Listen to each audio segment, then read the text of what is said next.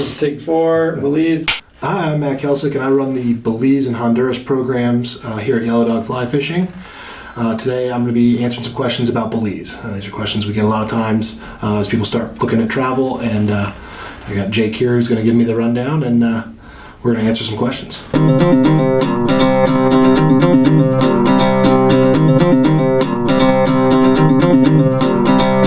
Fire away. What do you got for me about Belize?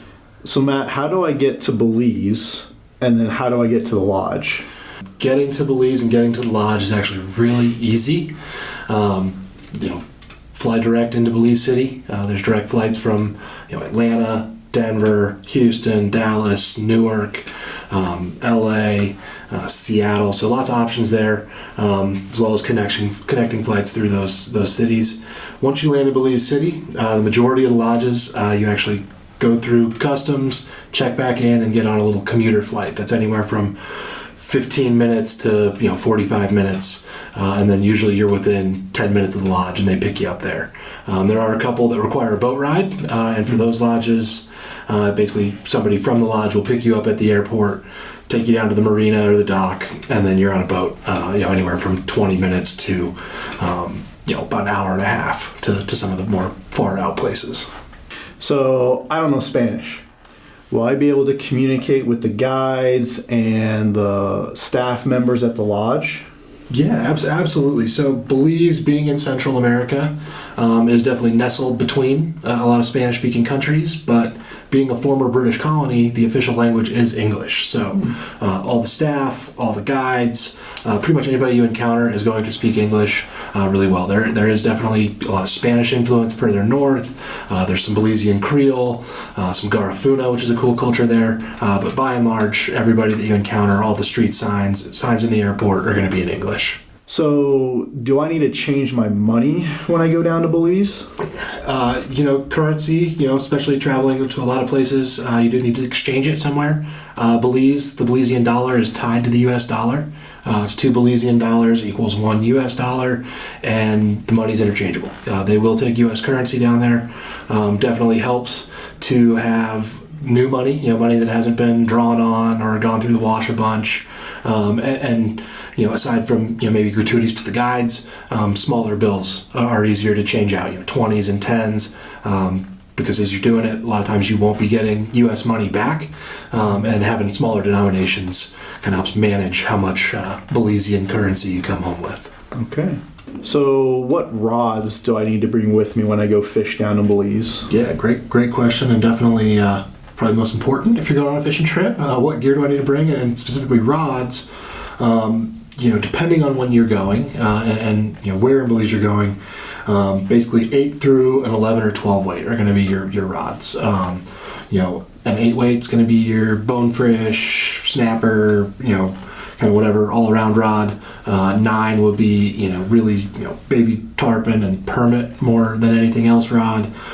10 starts kind of crossing over permit into bigger tarpon, and then if you're going to be there with migratory fish or fishing some of the channels that have big tarpon year round, a bigger rod, an 11 weight or a 12 weight. I kind of like to tell people, if you can bring 3, I would probably go 8, 10, and 11, or 8, 9, and 11.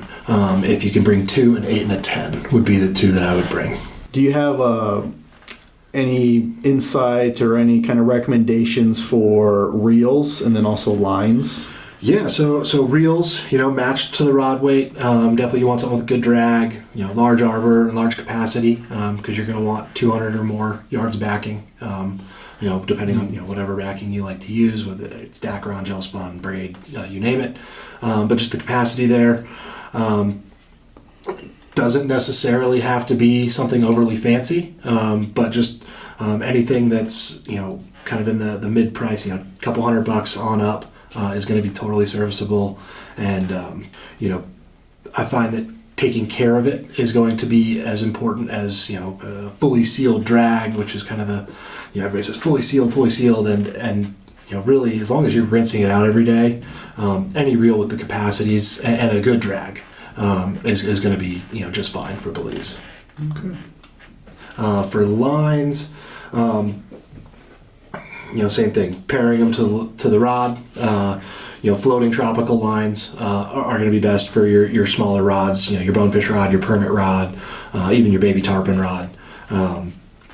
Tropical is important. You don't want to take your 8-weight lake rod line and fish it down there. It's going to cast like a wet noodle. You definitely want something that's going to handle warmer water, warmer air temperatures than what you'd see like here in Montana, for example.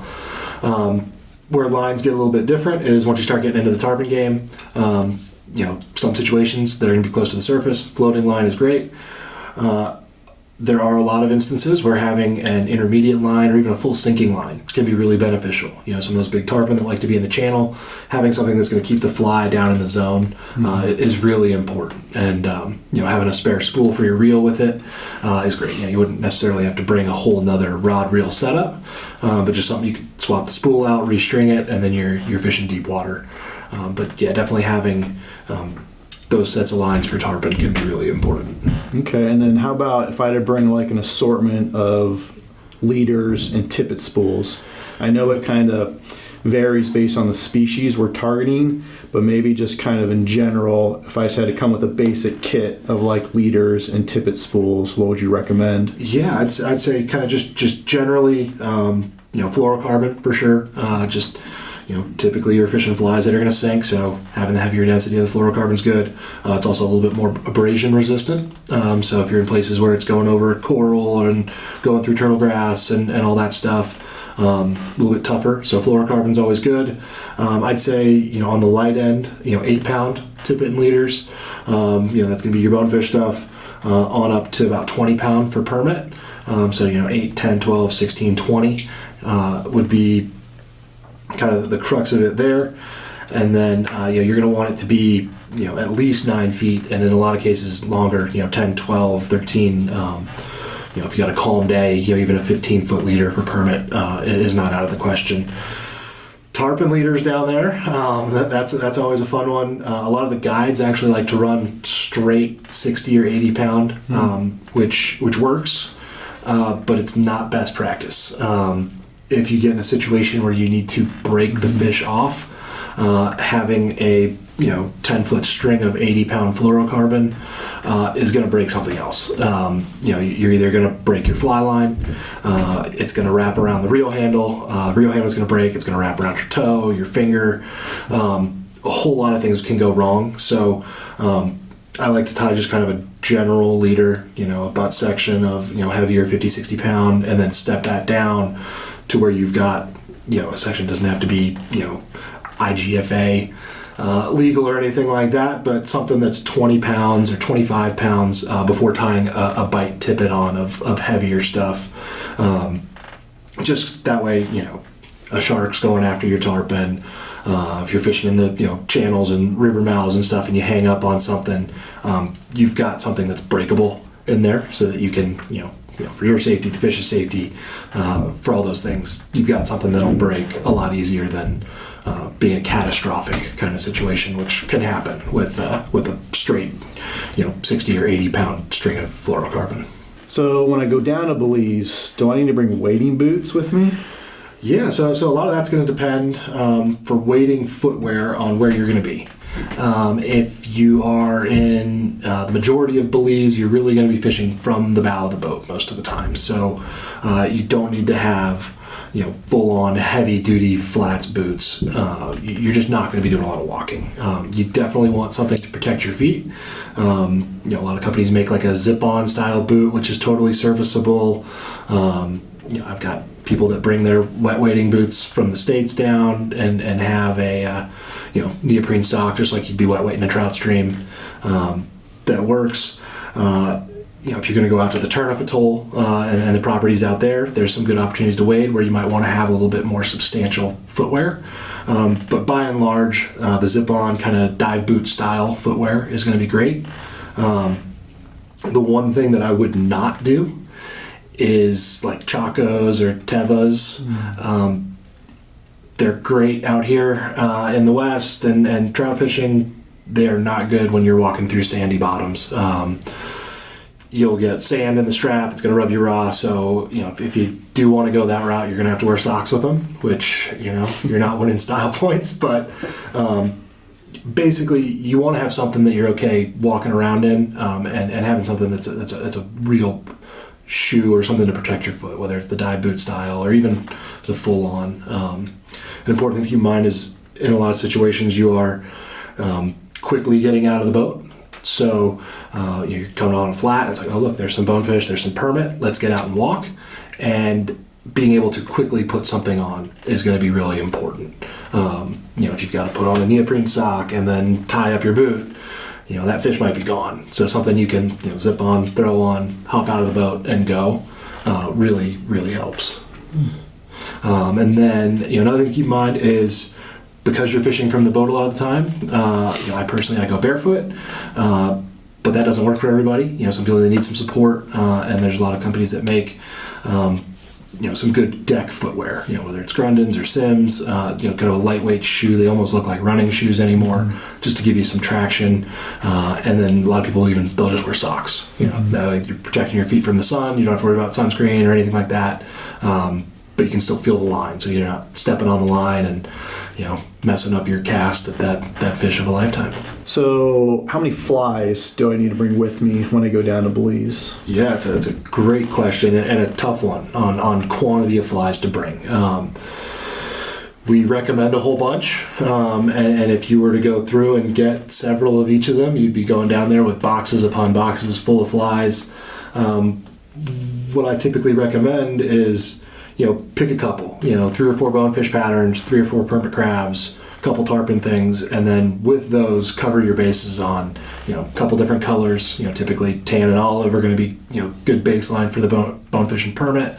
Tarpon, everything from, black and purple, black and red, over to white, chartreuse, yellow, just to cover the different scenarios. And, that way, if you're coming down there with maybe a couple dozen flies, 24, 36, you should be in pretty good shape.